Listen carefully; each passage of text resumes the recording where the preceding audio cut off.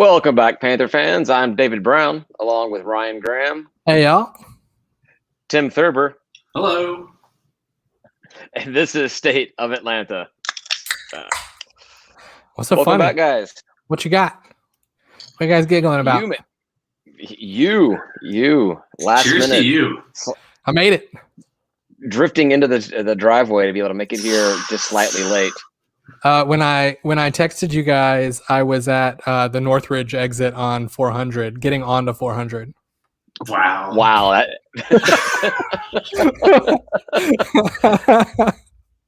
That is some impressive time there you made. Well, yeah, I made some all right time. Well, it's our fault. We scheduled this on Tuesday. You know, it's different. We don't ever do this on Tuesdays, so it's really on us for messing with your existing schedule. Yep. How dare y'all? Hopefully you're doing something fun up All right. there. Hey, I made it. I was at that brewery up in Roswell. What's it Pontoon. called? What? Variant. No. Pontoon. No. Something City? Maybe? Gate City. Yeah, Gate City That's Brewery. where I was. Yeah, I was at Gate City. I like Gate City. It's a cool brewery. It's a cool layout. It was Beers. All right. poppin'. So It was popping. It was crazy busy. Everything up and down that whole strip was just crazy busy. Oh, I'm sure. well, there was never any COVID OTP, so they never had anything to worry about. So they've just been living their lives like normal the entire time. Right.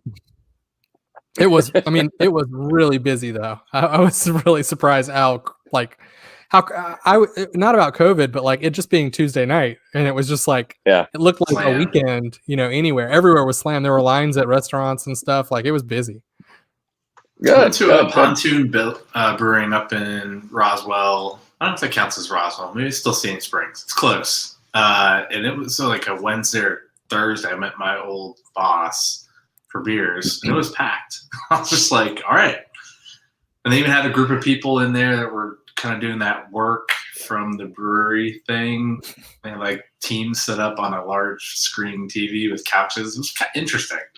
Yeah. Yeah, you're the new work from home thing, the work remotely, the shared office space is just becoming breweries now. I'm all for it. Let me meet some buddies up at a brewery while we both work for our respective companies together and toss back a few pints. I'm on board.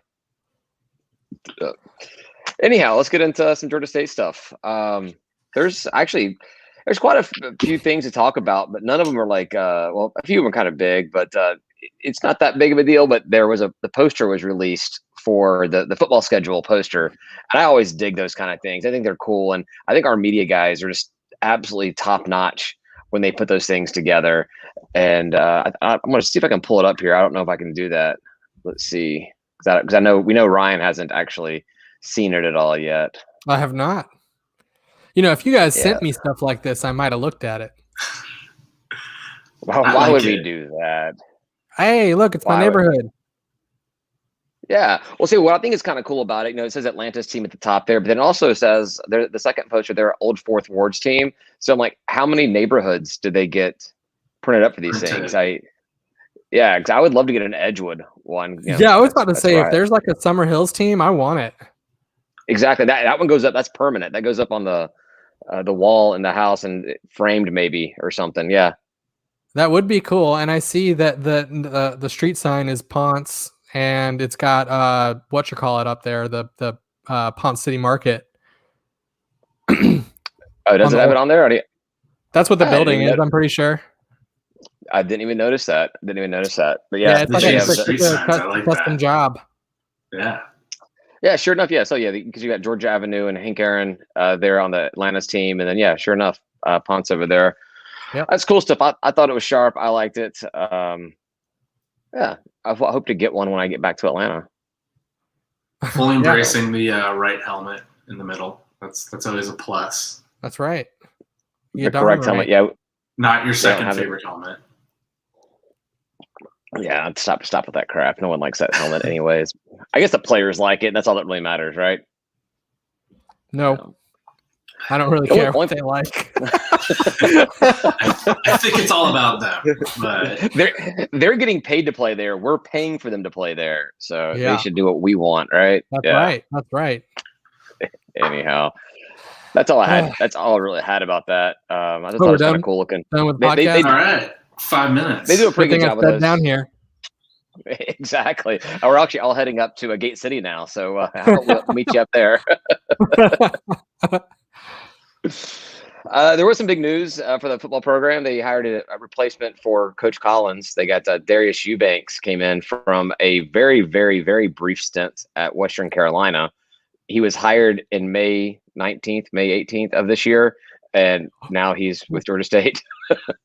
We had a couple of our coaches do that though, right? I think it was maybe when Trent Miles came on board or something. He had some guys that we were all really excited about. I think it was like 2 or 3 coaches that were like in, and before the season started, were out. Yeah, I mean, I think it's pretty common. It's also kind of funny when you see that happening. Obviously, if you're working at Western Carolina, you get an opportunity for an FBS program, especially one in your home state. Doesn't really matter who it is. You're going to jump at that opportunity because he is from, despite working for Western Carolina, we think everybody comes from the Carolinas. He actually is a native of Georgia, but interestingly enough, a alum of Georgia Southern. Oh, the tracks a little bit, but yeah. I think he was a 4-year starter for Southern, and went and ended up being an undrafted free agent that got signed to the NFL for 3 or 4 years. I just, how can we trust him? He's a spy. Well, it comes down to it's 2 things. Either we're going to get him in here, convert him, and he's going to give us all the background knowledge we need to know about the triple option crap, whatever offense they run. Pretty simple, David. There's no secrets. or he just sends the crap down south, trash down south, all of our playbooks. One of the two. Those are the 2 options. There's no triple option here. There's just 2 options. There's no triple option. Either he helps us get better, or he gives all of our secrets to the enemy. Yeah. I think Do you think it matters to him? Tim, do you think it matters where he played? Nah. Yeah. That was this past. There's a player. Have you not listened to players give interviews about how much they hate each other? Like we've talked to people about it, about how like that is their rival and they hate them. Oh, the feeling is mutual. I don't like the idea. But don't hire somebody who like once hated you. But I don't think he hated us. I don't think he was there when we existed, right? Doesn't seem to matter. Yeah, that's one thing I'm not sure about is were we even playing football, and were we playing them in football back when he was a player? I didn't look that up at all. So I don't think we would have been. I don't think we would have been. I know we keep talking about this, but I don't care. So Ryan, you think we should not hire any Southern I think folk? we should fire him. Yes. Tomorrow. Like actively, we should get rid of him. Send him packing right back to Western Carolina. Watch, he like found this podcast and he's watching right now. And if I met him in real life, I'd be like, "Oh my god, thanks for being on board." He'd be like, "You said to fire me." I'm like, "I'm just a drunk asshole. Like, what do you want?" Well, we know all he has to do, Coach Eubanks. If you want to get Ryan in good graces, just show up at the bar and buy him a few beer, and he'll start singing your praises from that point on. Really, just one beer, and you're probably good in my book. And then I'll even buy you another one. Like fine. So your principles just really go out the window as soon as someone buys you a beer. If cool people are cool, so fine. Yeah. You assume my principles go out the window, but maybe this is my principle. Boom. If you buy me beer, you win me over. We're fine. I mean, I am a big fan of anybody that buys me beer. I'll at least give them a listen. Hear what they have to say, and then so walk Gene out of the Hill tab. is probably at the top of your list then, because he bought you multiple beers, right? Who's that? And we come full circle. All right. Yeah, Gene Hill's A-okay in my book. Gene Hill is a good guy. Hopefully he'll come back and buy some more beer next time.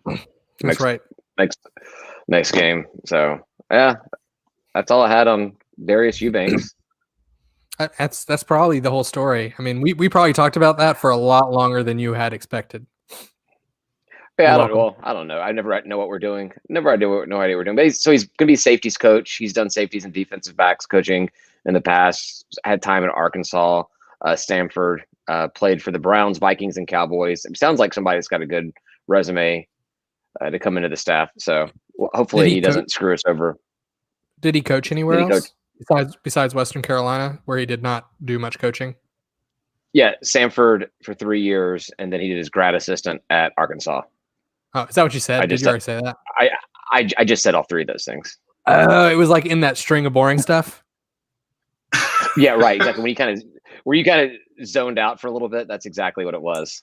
Yeah, that sounds good. Hopefully, it can improve our safety play next year. I don't know. It's always been one of our sore spots, you know. Right, we were good again about blocking or stopping the run, but give up the long pass over and over again, pretty much, right? Yeah. Mm-hmm. Yeah. Although which per is why App State, aren't we like in Southern year 3.5 or 4 of the defense we're implementing, and we should excel this year or something? I don't know. There was some Twitter post I remember reading from a App State podcast about trusting the App State defense process, and we're building it. Oh, we're building the App State defense. Okay, whatever. Yeah, I don't really care what an opposing fan base says about us, because their opinions are full of bias, just like mine is. So they don't know what they're talking about just as much like as I don't know what I'm talking about. Exactly, mine's are. Mine's. Cool. The ESPN and Vegas both released their over-unders on wins for the all 130 teams in college football. They were pretty much the same between looking at the Sun Belt Conference specifically.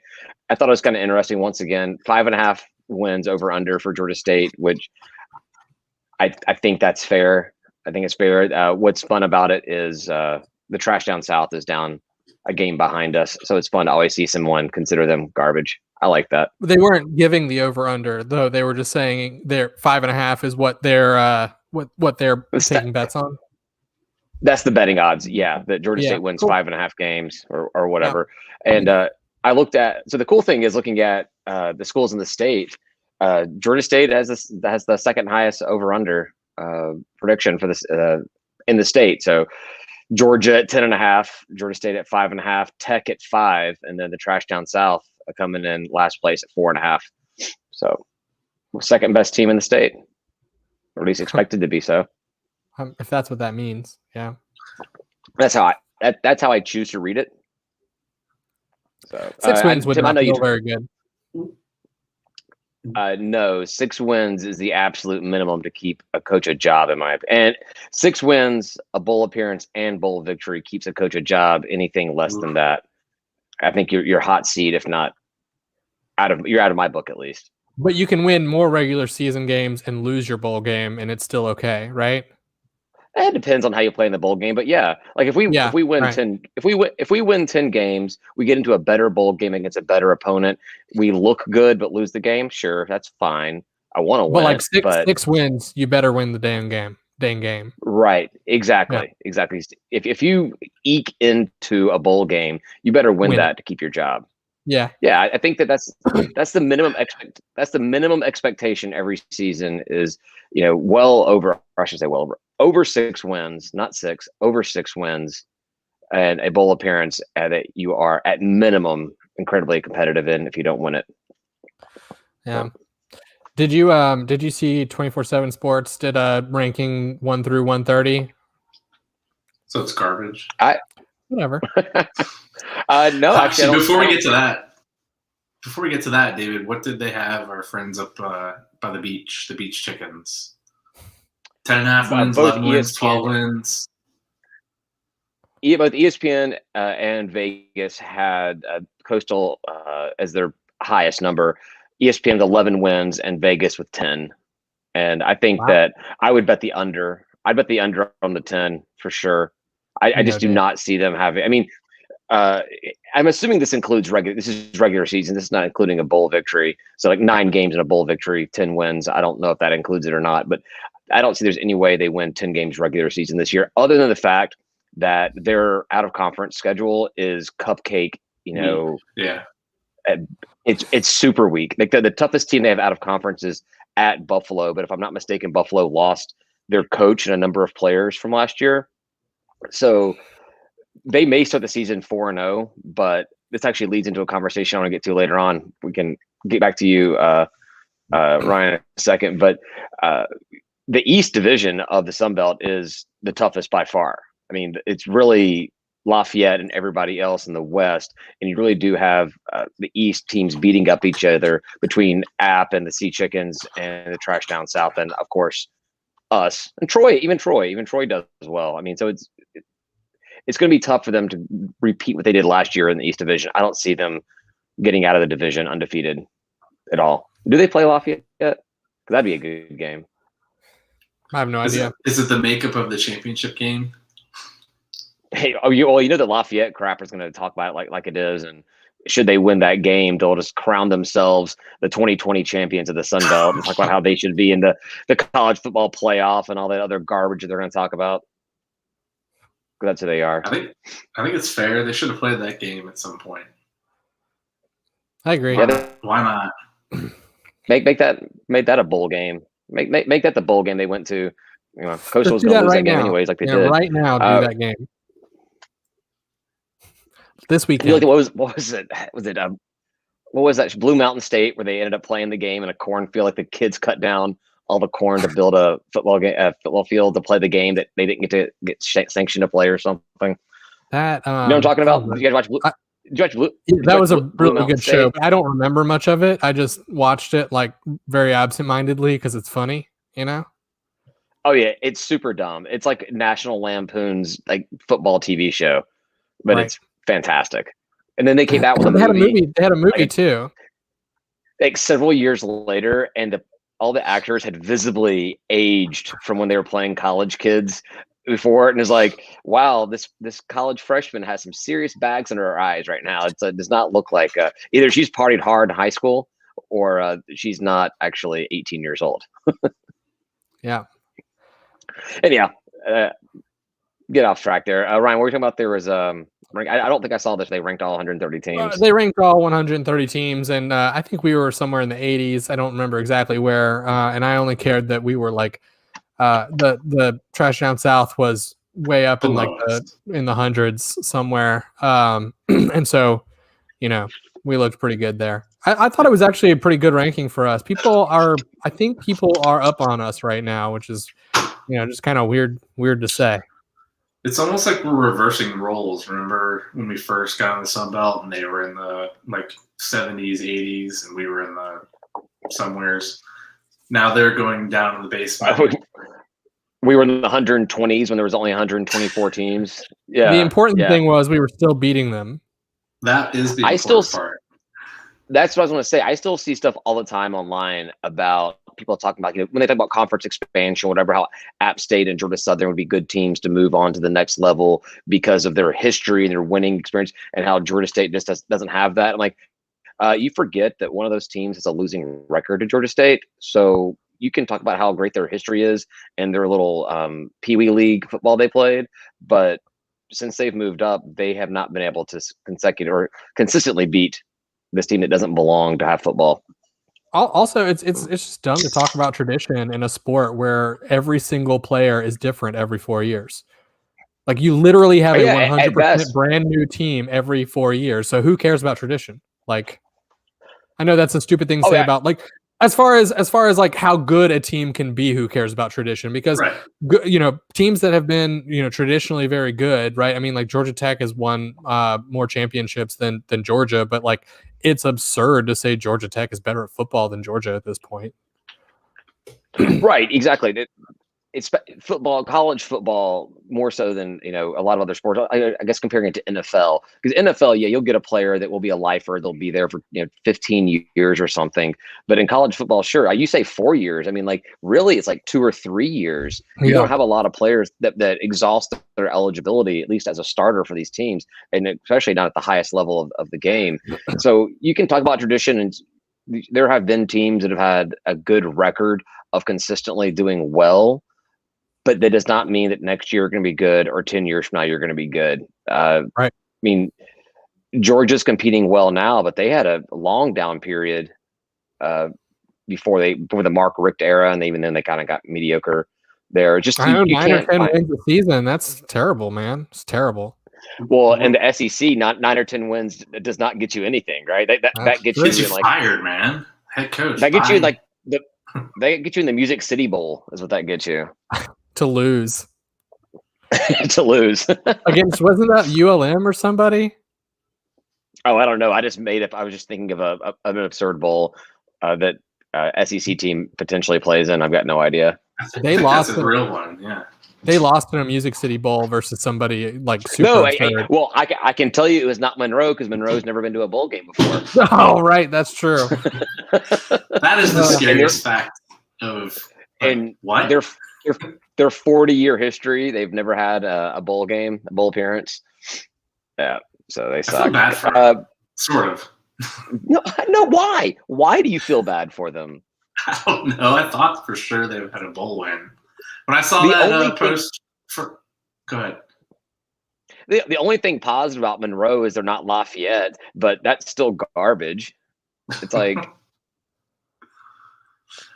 I get it. I mean, it's like you're not the rotten peanut in the turd. You're the No, I guess Warhawk is a kind of a cool mascot versus other crap, but they've got nothing going for them. It was like 87 people go to school there or something. I don't know. I just thought horrible.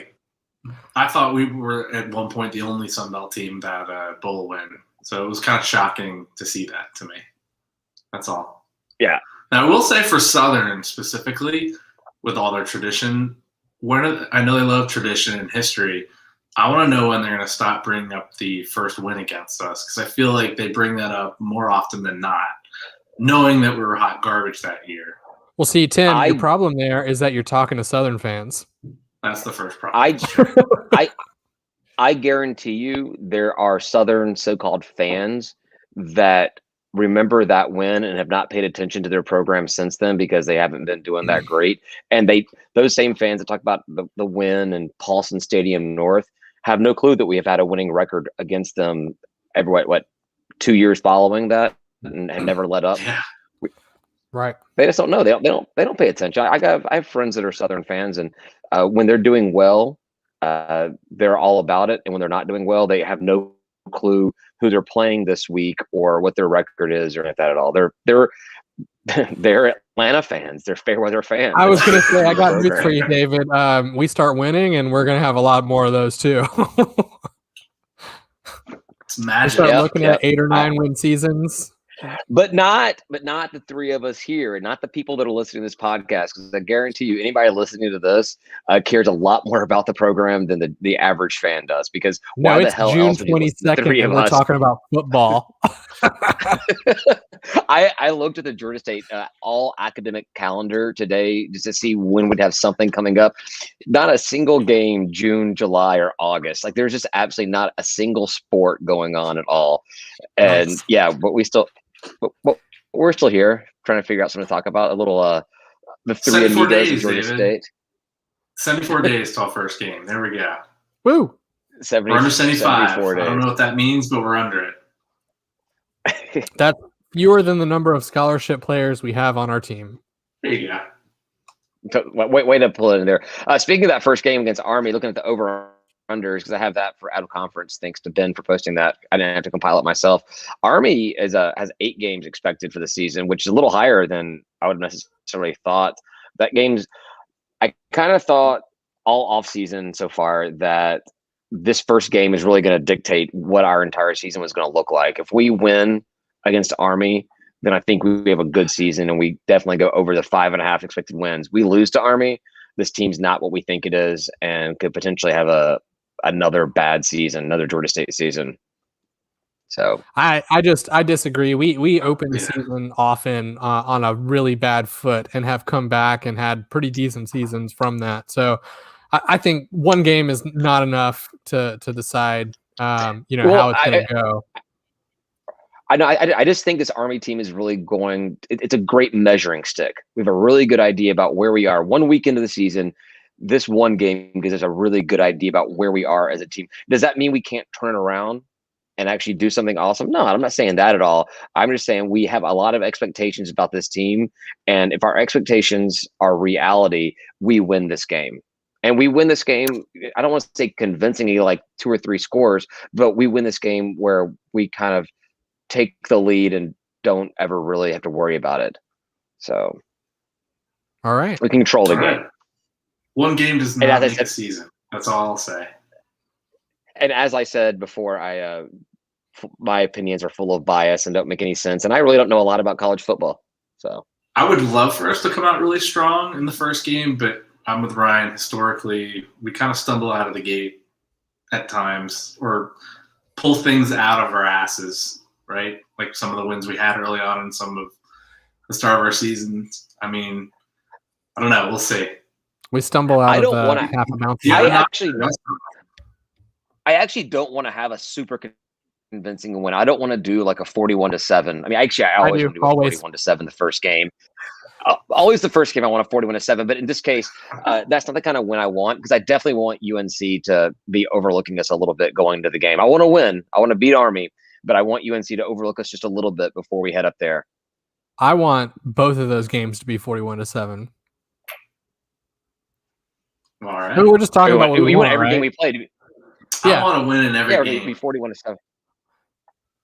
That's right. Oh, what are we doing? Yes, I also want to win every game. While we're talking about over and unders, the free ship code on merch.stateofatlanta.com is over this week. David's taking the over. Well, but yeah, I'm taking the over. You guys are not taking the over on 5.5 wins? I take the over. I take the over. Exactly. So yeah, so merch.stateofatlanta.com. You can get awesome GSU ATL shirt like this one, free shipping with the promo code over. No, I wish. I'm ready for Georgia State to actually pay me to put this stuff on their uniforms. I'm welcoming that phone call. Please give me a ring. Operators are standing by. I will be. You have my number. You call me for donations all the time. Just call me up and we can get it put right there on Center Park Stadium. Big, huge GSU ATL logo. We'll get it on the uniforms of all the players, and I will gladly deposit that check. Actually, how much does something like that cost to get it on the field, man? That was big. That's cool. Let's get it on the field. If they want to pay me for this logo on the field, I will take 10% of what they give me and donate it back to the pack. There you go. Nice. 10%. Whoa, wow. big time. Nice. Charity. I like it. Charity. Yeah. Over-unders. There we go. Speaking of out of conference, UNC was 10, Auburn was 7, and Charlotte's 4.5. I think we all kind of thought that Charlotte was going to be expected to be crap this year because they play in Conference USA, and that entire conference is utter crap. So I cannot forget us going out on the field at the Georgia Dome for that season kickoff with Charlotte, and it being so terrible. Like we both said, like we just cannot be on the field for a football game ever again because that was Charlotte. That was Charlotte. I forgot that was Charlotte. Yeah. We were out there on the field as they were running back a kickoff for a touchdown or something. Yeah. I mean, we screwed everything that could be screwed up. We did it in the worst possible way. I mean, it was bad. Yeah, that was. I forgot all. Well, there's a lot of brain cells that were killed that day and since then. But yeah, why were we on the field? Was it a pack thing or something? I think it was a pack thing. I think if you were like a certain level of donor or something, they were letting us out there or something. I don't know. And we were out there. Everybody in the building was a certain level of donor of pack, though. I don't know. I mean, not that I give that much money, but yeah, I gave enough to get the seats that I had. Yeah, that's what I do. That's where I'm at. Yeah, but then we go to Charlotte. I don't know if it's the following year or not. We go to Charlotte and get our first ever shutout. Shutout. I couldn't think of the word shutout. Yeah, it was like 28-0, 21-0, something like that. I was there for the little tiny little state. 28-0. Yeah, it was fun. They have a cool little FCS quality stadium with a little FCS quality surrounding area for setting stuff up, and they had an alumni event for Georgia State that was actually just part of the same alumni event for the 49ers fans, which was kind of weird. And they were like, get as many people in this one space as possible to make it seem crowded. Yeah, it was kind of like like you've been to like parks. I know you, Ryan, you've done this. We did parks for like kids' birthday parties. Then like they have a little overhang type thing, a little structure. No, yeah, pavilion, no walls or anything. It's a bunch of like picnic tables in there. That's basically what they had outside of their FCS quality stadium, and packed in all the 49er alumni and the Georgia State alumni. And I mean, there was more 49er fans there than there were Georgia State, but not by much. I've never been to their stadium, but I saw the designs. I was pretty into all of the teams that were kind of coming together at the time, and I saw the designs. I saw them build it. I've seen lots of pictures of it. I think it's cool. It's like it's kind of a pit, and they've just sort of built into it, and they have they've planned expansions like for when they have growth, and I thought it was very well thought out and is a pretty cool looking little stadium. Have you been to Kennesaw Stadium? No. Yes. Yeah, it's the same thing. Same thing. I thought that was like a soccer field. Was that a soccer field before? It's everything. Maybe 4 or 5 more rows taller than what they have at Kennesaw, but it wasn't all that impressive. But we won, so that was good. And that's back when we were super horrible, not just bad, but super horrible. So getting like a shutout win was really fun. And then I had like a 45-minute Uber drive back to where I was staying, which was great. I was also a little jealous they were building something on campus, where we were still in the Georgia Dome, which I always liked the Georgia Dome okay, but super secretly wanted our own kind of space. And then they, that was like they kind of came onto the scene the same time as us. And so when they were building their own, I was like, that's pretty cool.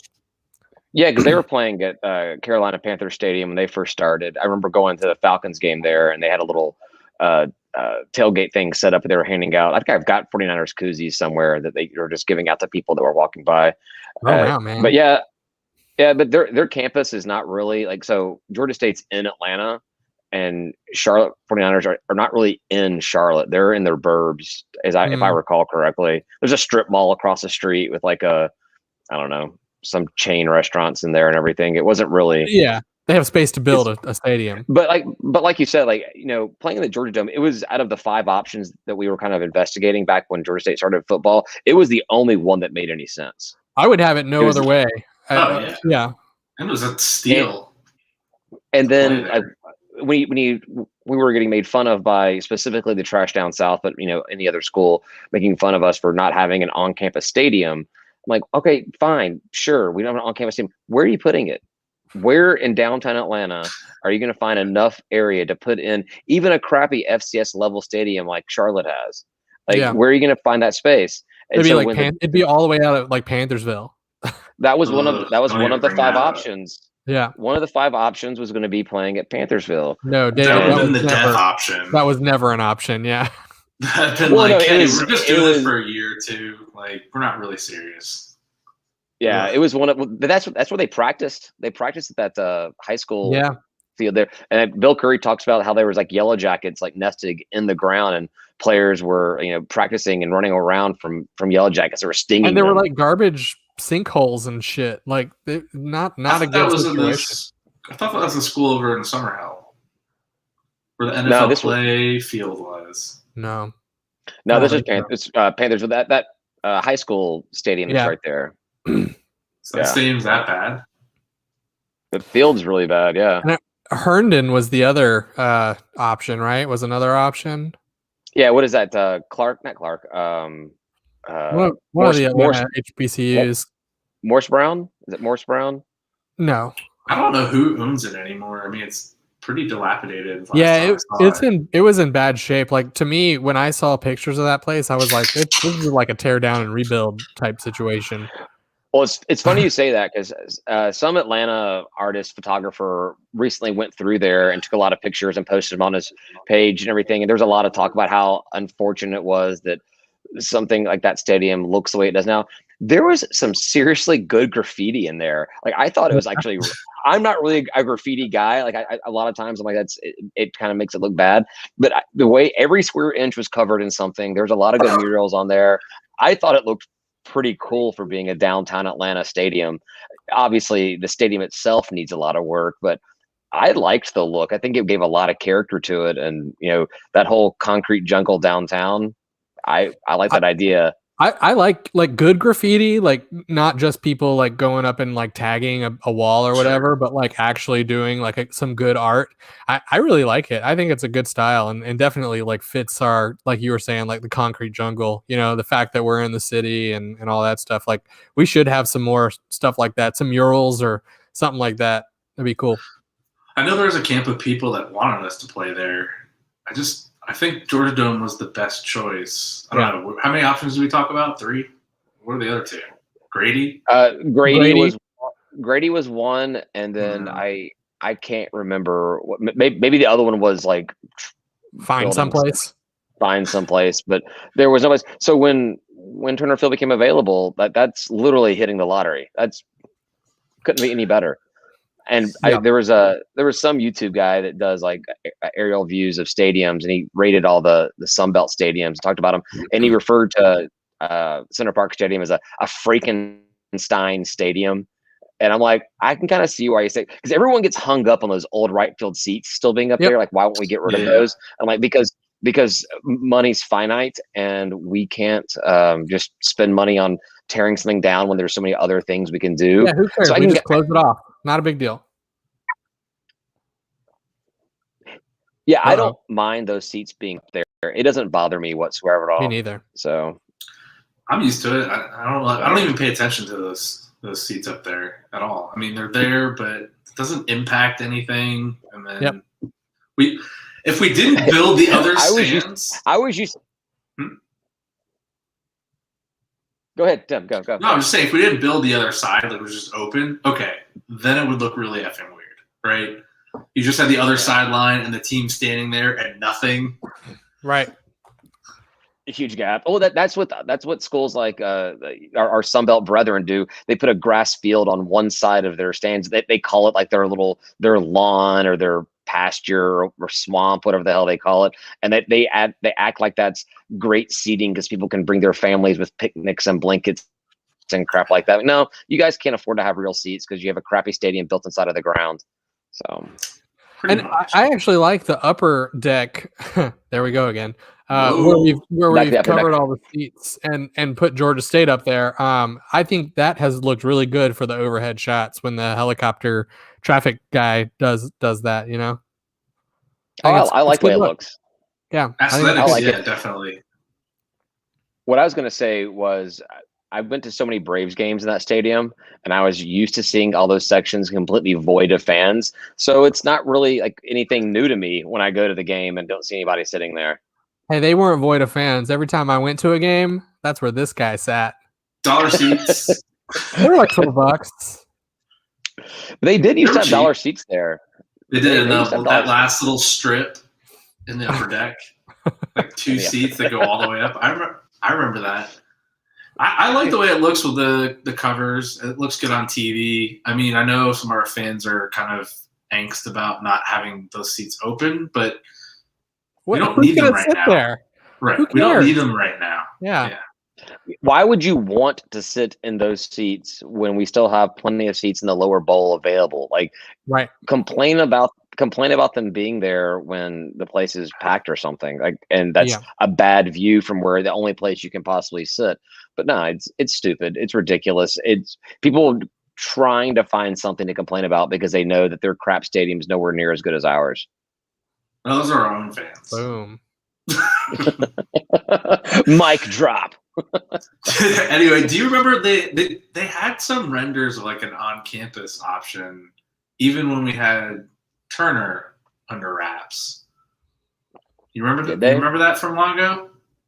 No, there was talk about like we would just build an on-campus stadium and not use Turner. You mean tear down Turner Field and build a little like cookie cutter 2-lane style stadium out there, a fabricated kind of stadium. I thought it was leave Turner and not use it, like give it to something else, and we would build on the north end a football stadium. Or either way, it would be basically use like a fabricated stadium, which I think is what Charlotte has, is something like that. Tulane does. I know Tulane does. It's basically just like a bunch of like, order by number type thing, and slot A into tab B and crap like that. You build your seat when you get there. FIU or FAU is they call it like an erector set. Yeah, erector set. That's the terminology that I'm used to hearing. Yeah, erector set. So yeah, it's metal bleachers, and it's all just those like metal things where you screw in. I mean, it's bad. Yeah, we have this place here that hosted the track and field Olympics in 1996. Let's just ignore that and build an erector set stadium outside in the parking lot. That sounds a lot better idea. Whatever. David, don't joke about things like that. We made the right choice. Not funny. Yeah. Listen, we had all those options on the table, and we made the right one. I gotta give kudos to the university. And it was like, I think some of that was under Levick, who didn't know right generally. So still kudos. Yeah. Hired Coach Hunter. Forced. Hired Coach Hunter. She hired Coach Hunter too, yeah. That's true. Oof, that's memories, man. Yeah. Honestly, one of the things is we all talked crap about her back in the day because apparently there was a Conference USA offer to join on the table back then, and we chose to go to Sunbelt instead. And because she's friends with Carl Benson. At that time, Conference USA did sound like a more attractive place to go, but dodged a bullet there because as much as I hate the Sunbelt, the Conference USA is definitely not the conference you want to be in right now. I choose to think that the Sun Belt is what it is today because we joined. And if we had joined CUSA, it would be the better choice today. I like the way you think there, Ryan. Boom. Yeah. Double mic drop. I like that too. I've got a lot more stuff to talk about and a lot of crap to give Lafayette, but we're hitting, close to 45 minutes here. So I think we just move this kind of stuff to last call or potentially to next week. What do you guys say? I think that's a good move. Let's move along. All right, all right. One last thing I want to acknowledge. There was another hire today for athletics. Women's tennis got their new head coach, and why can't I find this? Hannah Keeling, was it Hannah Keeling? Is that what her name was? Hannah Keeling, yeah. Hannah Keeling named new head coach of women's tennis from Missouri State. She actually is from the UK, but grew up or went to college here at Clayton State. She's here, and that's cool. Got a new coach. Yeah, we definitely needed one because the program has not been performing. Yeah, so just want to get that in there. Congrats to her. Welcome. Looking forward to seeing her do some good stuff here for the women's tennis program. That's yeah. Let's go Panthers. Let's start winning. All right, cool. Yes, get back to winning. Get back to it, which the women's program has been really good historically, and we need to get back on that track again because we have a tradition, Ryan. We have a tradition of winning at women's tennis. We need to get back to. That's right. I'm down for that. Cheers. All right. Thanks, everybody, for listening. We're going to head over to last call and talk about a few more things, a little more candidly, a little more uncensored, which is why we can't put it on the regular show.